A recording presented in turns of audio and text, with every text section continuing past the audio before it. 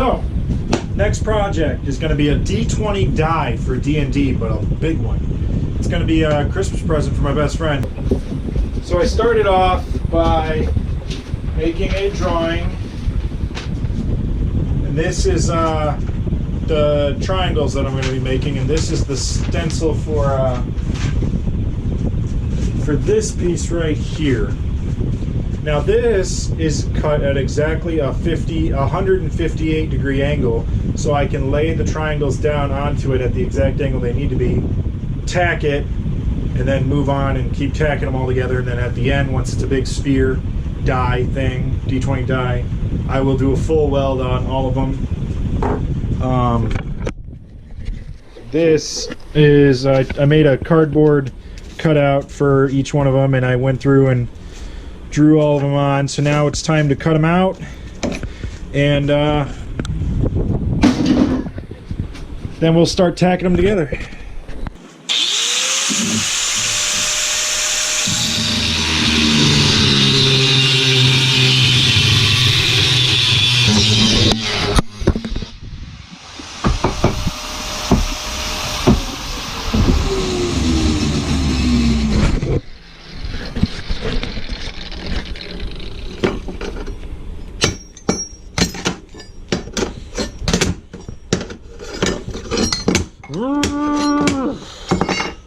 There, first one done. 19 more to go.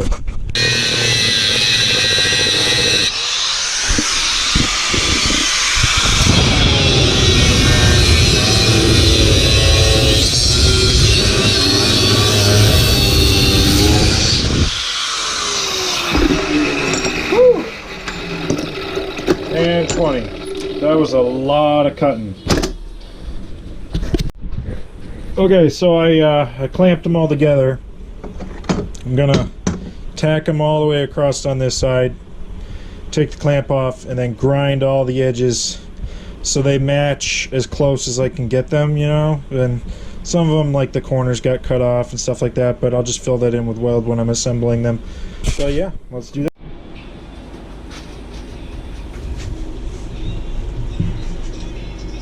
Time to start tacking these together. Some assembly required.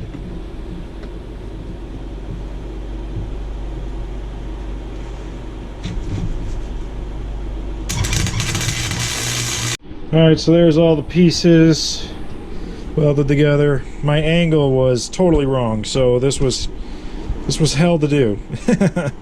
And I'm really hoping that it doesn't turn out all derpy looking. But we'll see. I gotta let them cool down.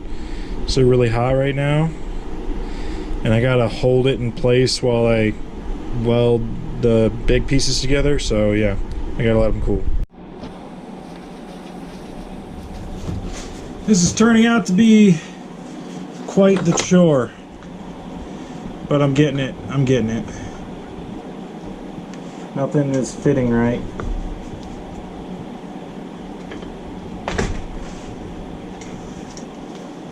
Need my ground.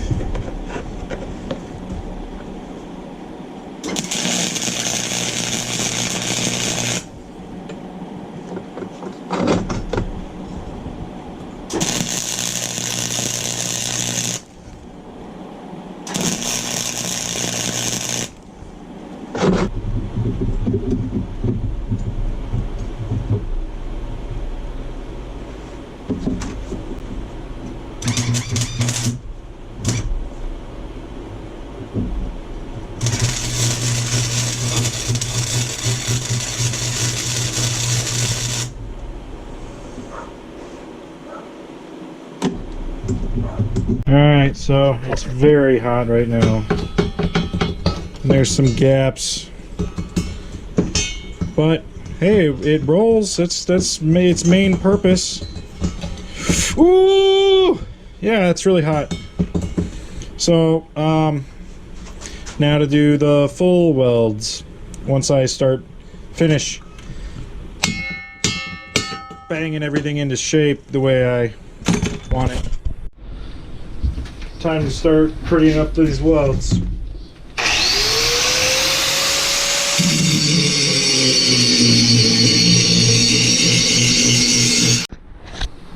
So in this step, we're going through and looking for little holes that I missed with the welder, just like these two holes, and I'm taking the die grinder and I'm grinding out a big gouge here and here, and then I'm going to re-weld over it.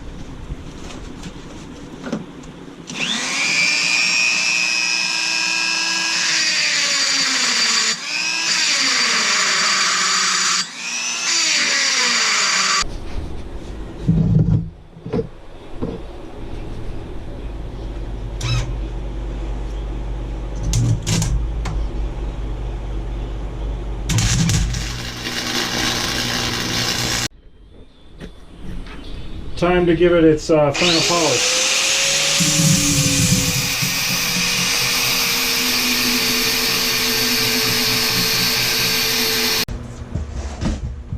Alright, so it's time to start putting the vinyl cut prints onto the D20 die. So I'm following this layout. I'll put it up on the screen, and I made 20 little stencils to put on the triangles, but when I printed off the printout, I realized that my 6 and my 9 are lacking the lines to show which way they're upright, and I spoiled the surprise. I told my friend that I was making it for him, and he told me that on a lot of the D20 die they'll put their logo on the 20 spot. So I'm going to do that too. So I'm going to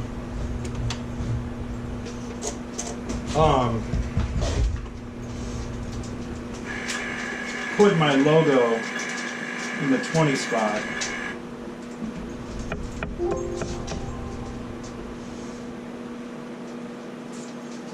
So the first step here, while this all loads, is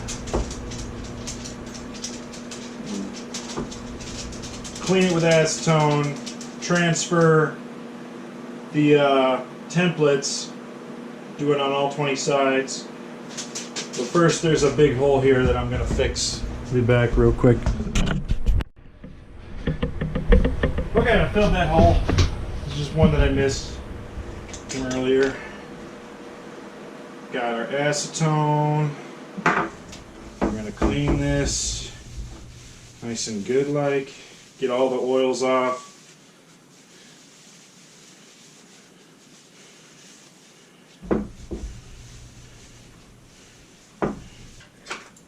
We take our packaging tape.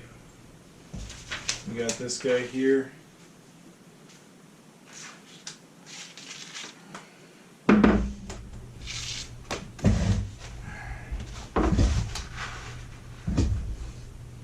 So 12 is the first one I'm going to put on.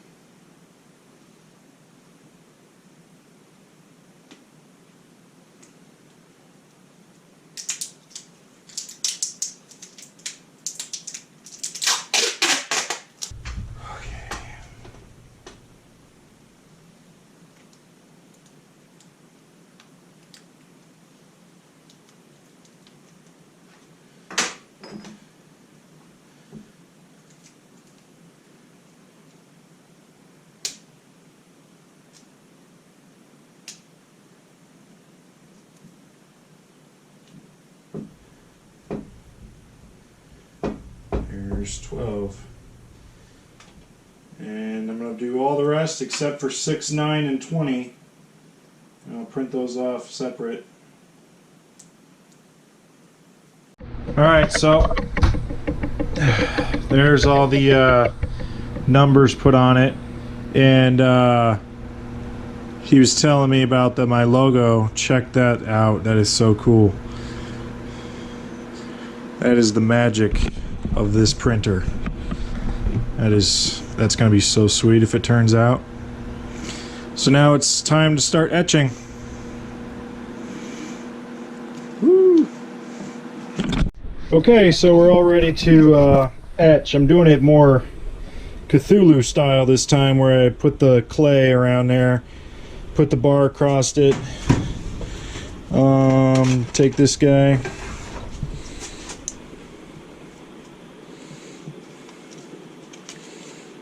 This is hard to do one-handed.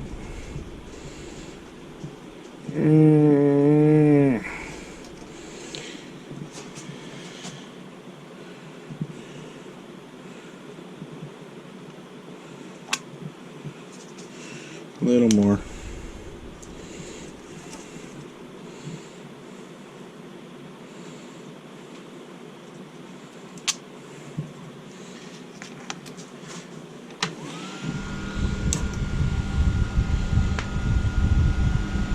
And I'm gonna give it about 10 minutes since this is such a fine detail piece. The rest of them will probably get like a half hour. But yeah, we'll see how it turns out. Alright, so I just took the vinyl off after 10 minutes, and I think 10 minutes was the absolute limit of what that really fine detailed stencil could take. It's a little blurry, but it'll look more clear after I wire wheel it and give it a good polish. But I think that turned out pretty good. So now it's time to do the rest of them. I'm gonna give all the numbers a half hour. So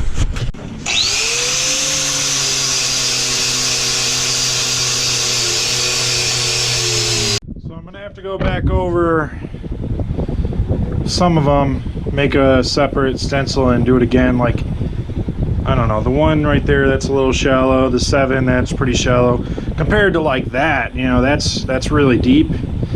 And this one right here is blank because when I was peeling off the duct tape that I was using to make a pool, it peeled off the 10. So I got to put a 10 there. But and I think I'm gonna give this one a shot, one more shot. Let's see if you can make it see it. It's, you know, this. I'm gonna try it one more time. So pretty cool. Alright, so there it is, all shined up. I actually took it to work and sandblasted it and then just polished it up with the wire wheel, and it's nice and shiny now. I re-etched a bunch of the numbers to my satisfaction, so now that's taken care of. So the last step is to acetone it and then gun blue it, and then sand the gun blue off, and it'll leave little dark accents inside all the numbers, make them a little bit more defined. And this is a Cthulhu trick, you know, as much as he can take credit for it, I don't know. It's kind of just a basic weathering technique, but instead of paint, it's gun blue. Okay, got it working in the Rain-X bottle.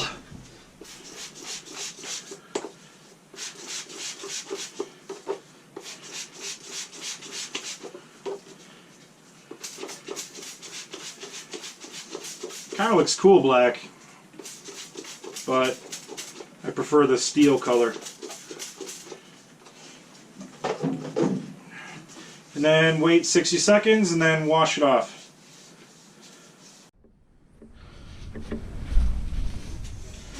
So then I just go over with an 80 grit and just kind of lightly sand over every surface, and it's actually turning out really good. There's the symbol there and the 2. So yep, just sand the whole thing and it'll be done. All right. It still needs a little bit more polishing, but I think it's pretty freaking cool looking. So, wouldn't be the D20 video without a roll. Oh, I got a 1. Let's try again. Oh, it's not my day today. But, yep, that's my version of the D20 die. That's what I wanted right there. 20.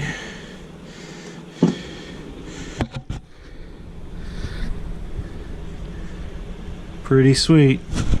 I'm all dirty from sanding, but I oiled it, and it was a fun project. huge pain in the ass. Huge.